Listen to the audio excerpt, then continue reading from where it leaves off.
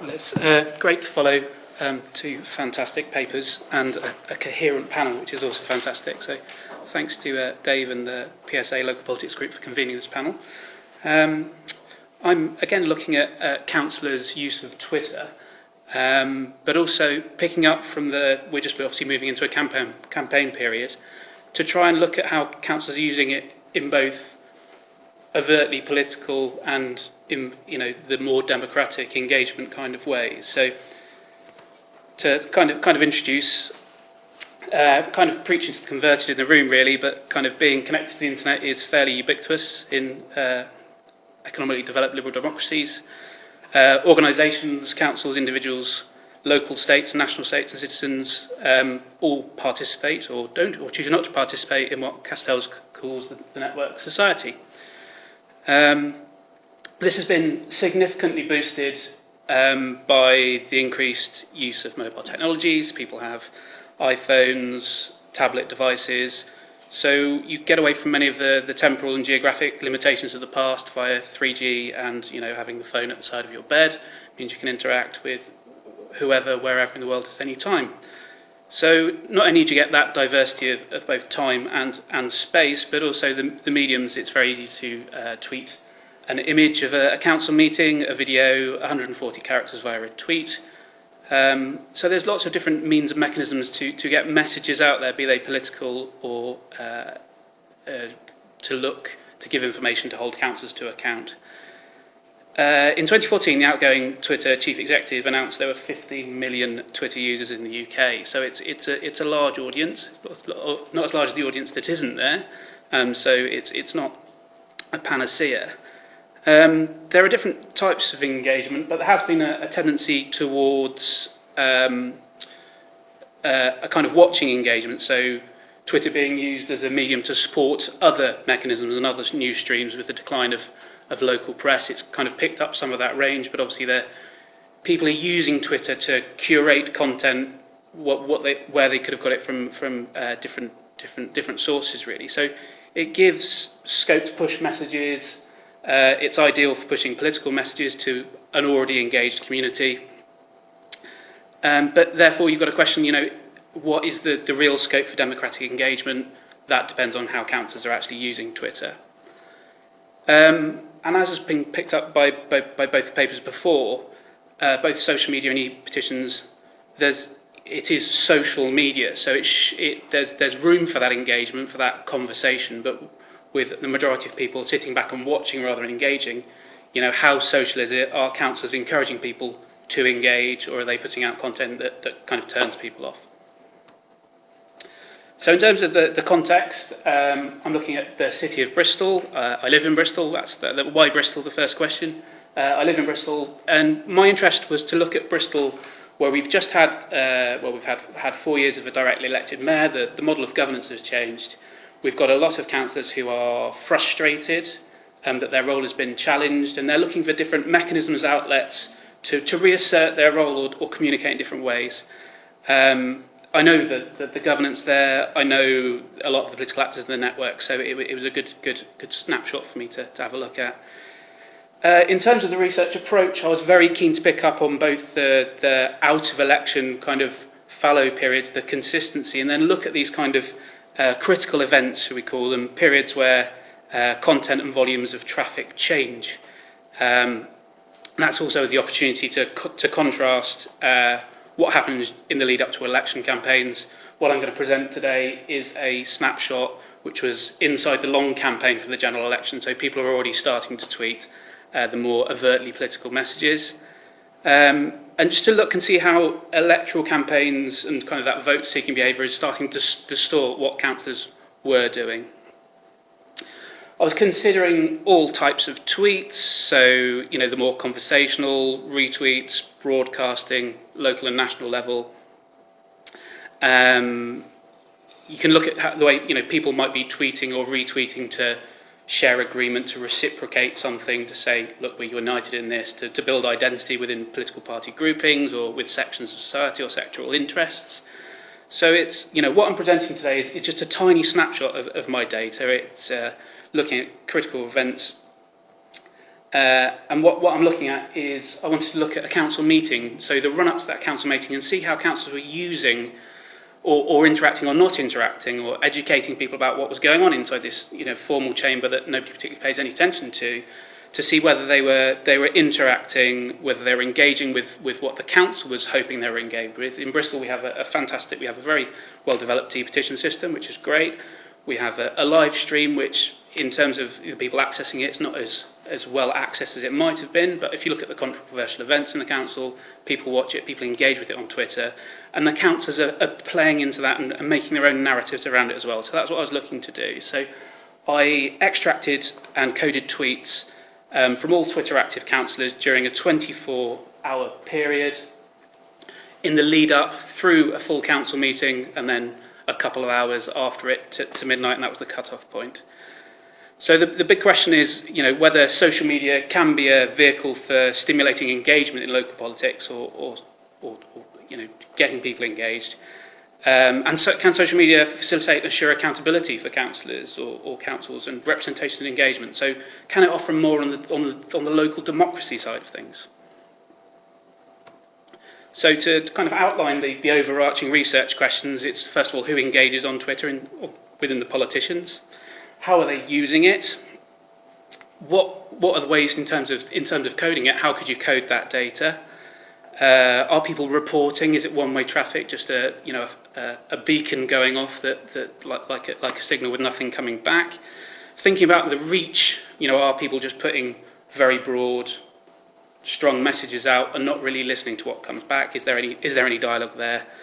And then kind of the secondary stage of that is looking more at content analysis and the use of language, and how does content vary across time or within these campaigning vote-seeking periods, and are there any mediating factors? And one of the things that reading Jane's paper is interesting. I'd love to see what the Section 103 officers have said, to see how much there is that mediation between the council and what the councillor can say, and also the party group and the whips, and whether there is that control mechanism to say, we want you to get this message out, or what are you doing tweeting about this? That's not the party line, that's not what you signed up for. So if you basically just look at the political composition of Bristol, it's led by an independent elected mayor, but below that we have a very large Labour group. The Conservative group has just become the same size as the Liberal Democrat group because they've had an independent defector, and we have 6 Green Party councillors and 1 UKIP councillor. In terms of the tweeting councillors per party, it's quite impressive, particularly if you look at Labour. They have 20 out of 30 councillors on Twitter, which is pretty impressive. And you go to the Conservatives, again, it's about 50%. The Greens, 5 out of the 6, which is fantastic. The Lib Dems down to about, less than half, coming down to about a third. And the 1 UKIP councillor is on Twitter making as much noise as he can. One thing that's interesting about thinking about the tweeting councillors per party is it's where the local party is organised to say to their councillors, if you're going to stand to be a councillor, you have to be on Twitter. So quite often, if you look at where local parties have done this, you look at the candidates, they all go on Twitter for election campaign, they get elected, and suddenly a few Twitter accounts go silent, or they don't keep it up. So which is disappointing, but people are there. So if you look at the Twitter use per party, obviously that's just a replication of that graph, but to look at it clearly across the parties, obviously UKIP's an N of 100%, the Green Party going from the bottom right to the top left, if you look at kind of it, they're good numbers. So basically the first approach was to look at the tweets in this 24-hour period and see what the volume of tweets were. If you first look, you look at the Conservatives in blue, the Dems in yellow. Not a huge amount of tweets at all. Labour Party 153, the Greens 81. The party comparisons are, I'm not really saying anything about particular parties. I'm saying look at the difference between these different groups. If you look at the Labour one, for example, you come through. That's a lot of retweets as that amount. You come down to non-retweets. About half of those replies, half of those are statements. To contrast that with the Greens, much fewer retweets as a proportion, more replies, and kind of more statements. So there's kind of more of a voice there of both their own and an opportunity for either information giving or a more consultative communication aspect.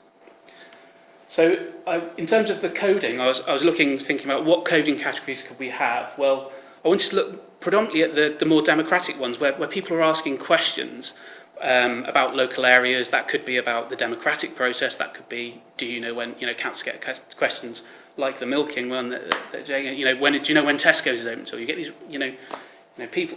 If you think of the councillor as the hub of the community, they have information. They can promote things, link things, give people information. If you look at the proportions there was about 70% Labour councillors giving information, about 8% scrutiny directly to the business of the council and the mayor, about 8% kind of a positive tweet, which was towards either the council or another party group or another councillor had said something. Negative tweeting, that was 22%, but that was also made up of, if you look at the large number of retweets that were done through the Labour group, it was national messages. So they're in an election campaign, they're very much saying, look at what George Osborne's doing, isn't it awful? And retweeting other people saying similar things. 10% of people disagreeing either with constituents or people from other parties. So I think what a lot of councillors are worried about is spats on Twitter, where people get engaged in these long debates with people that are always going to disagree with them.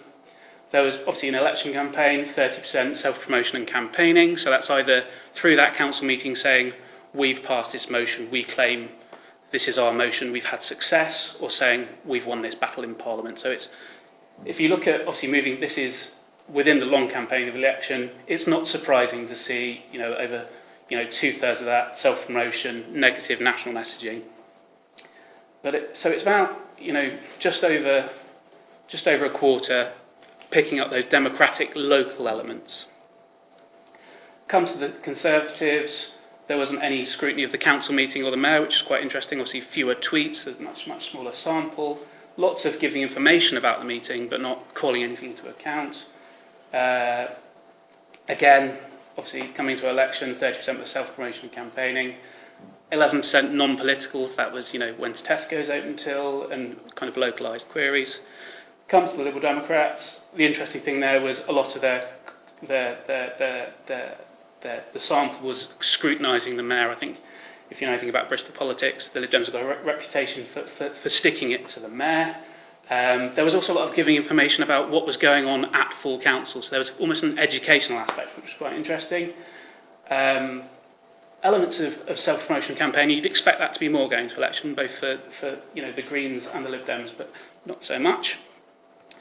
Green Party, in terms of the democratic side of things, the chance for democratic engagement, the Greens were doing really well. So getting up towards kind of half of the sample was either giving information, calling the mayor or the council to account through scrutiny or positive messaging.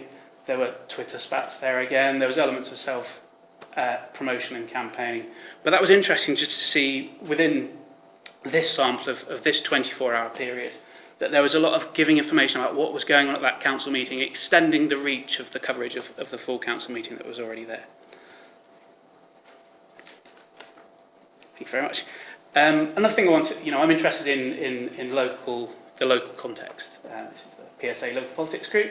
So the prevalence of local versus national content was actually quite interesting. The Greens 82, sliding scale down to Labour 32, putting out very national messages. So whether you consider the Greens a very localised, focused party, within their campaign messages, that was very much the case. This is the use of hashtags during that period. So we had this full council meeting, the hashtag was Bristol Live. So this is just a wordle that I've created. The sizes are about proportional to the amount of references that were made. Obviously, Bristol Live, the meeting went on, everybody was tweeting on that hashtag. If you look at the colours are by party, you've got kind of the national coherent, hashtags, Lib Dems, Fairer Society, Strong Economy, they're national policy messages. Green MP, Green Surge was in there. Save ILF, which was in particular the Green Party in Bristol are campaigning to save the Independent Living Fund. They were pushing that message. Within Labour, you had Kick Cameron Out, hashtag Labour. The more humorous Tories pretending to be Cameron Must Go. The ones in purple, which are small, were all in this darker purple rather than the lighter purple. It's probably hard for you to see. It's quite small on the screen for me here, so you're probably not reading there. But you've got places, things relating to geography. So elements of Bristol, Stokes Cross, Bedminster, Bristol West parliamentary constituency, as well as wider afield, Liverpool, Pakistan. And then everything else, you had TV debates, refugees, fuel, poverty, NHS, Indie Ref, inflation. So there were all these kind of launching onto different local and national events and just speaking to different things. That hashtag diagram is just quite interesting. You've got full council there, that people were tweeting on that rather than the Bristol City Council sanctioned Bristol Live. And if you look at the pink ones, you've got RPZ and RPS. They're two relating to residents parking in the city, which is lots of people oppose it, lots of people are in favour of it. So they came up through the dialogue, and political parties were looking to latch onto those hashtags as well. So, preliminary thoughts. I mean, there is a huge diversity of usage. It's heterogeneous rather than homogeneous. Get to the end of my notes. There's actually less conception of social media in terms of engagement in the majority of cases. So you say kind of what's new, it's politicians saying things, but with the mouths but not the ears. In terms of the democracy side engagement, that was low. In terms of giving account and scrutiny through social media, that was lower than an optimist would hope would be about the value of social media in adding something to that. Local voice, tone of authenticity were clear factors. Those who were communicating on a more personal level had much higher degrees of engagement, and there's less engagement between beyond the party group retweeting each other for the party political broadcast autonomo who were tweeting national messages and repeating them. They were probably frustrating people who were getting these loads of comments in their timelines, realising that somebody who's always thought something is still thinking that. Campaigns are clearly being created, organised and communicated through Twitter, through petitions, through statements, and then getting the message out and the claim making after the fact. There's a lot of chatting amongst themselves, which is not surprising. You've got to ask the question in terms of democracy, are they reaching beyond audience they would? There's a mix of tweeting to the converted and then smaller spats and taunts between people who don't agree with them. Going into election, it's not surprising that the national content was highly prevalent. There was also small examples of councillors using social media in different ways, so crowdsourcing ideas, campaigns, and increasingly finance. We've had a lot of campaigns in Bristol where local candidates are looking to bring in campaign funds in novel and exciting ways. There was a low use of jargon or complex languages. Messages were simple and clear, but the 140 characters is limiting, so that meant some quite interesting abbreviations and acronyms for people to decipher. In this sample, it was noticeable that there were a high number of images tweeted, mainly of the council business, which I thought was quite interesting because it was almost sharing what was there and bringing together old and new in the same way. So, in compare that if you periods outside election times, that was quite an interesting finding. But I think I'll probably leave it there. But it's really just a snapshot of 24 hours in Bristol, and the next paper will bring together all the elements as well.